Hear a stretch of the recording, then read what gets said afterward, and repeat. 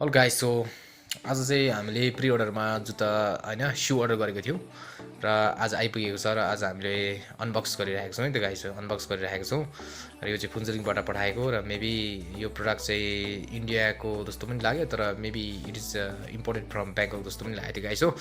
र यहाँ चाहिँ साथीले अनबक्स गर्नु लागेको छ एकदम बाबालसँग क्या गाइस एकदम very much eager to see guys हो के होइन यहाँनिर एकदम अनबक्स गरिरहेको छ अन्त साथीले पनि एकदम इगर भएर क्या त्यहाँनिर यस्तो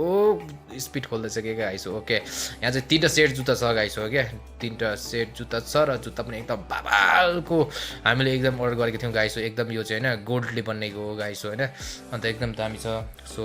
अब देख्दैछौँ होला गाइसहरूले होइन हल्का अब गोल्ड सुनले बनेको जुत्ता कति गाह्रो हुन्छ क्या हेर्नु क्या अनि त्यस्तै हो गाइस होइन अब यहाँ खोल्दैछौँ है त गाइस हो अन्त अब यस्तो गरेर खोल्यौँ होइन अब उसले काट्दैछ गाइस हो होइन एकदम क्या काटे पनि फर्स्ट हेरिरहेको छ क्या एकदम eager very much eager to see यार गाइस ओके या अब चाहिँ हेर्नेछौँ नि त गाइस एकदम हल्लाउँदैछ क्या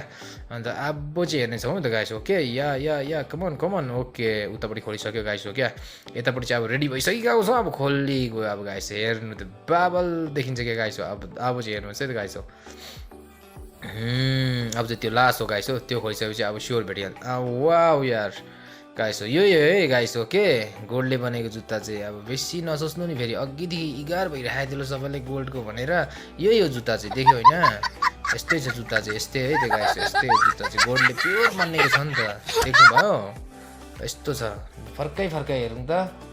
प्योर गोल्डले बनेको हो त यो त यस्तो छ जुत्ता पनि सबै सुल पनि गोल्डले बनेको छ के अन्त त्यही भएर गाइस घुमाइ देखाइदिउँ नि गाइसहरूलाई अघिदेखि इगार भएर हेऱ्यो होइन त यसरी नि देखाएको गाइस कति सुनले बनेको जुत्ताहरू छ दामी छ के बाबाल सुनले नै बनेको क्या गाइस यो चाहिँ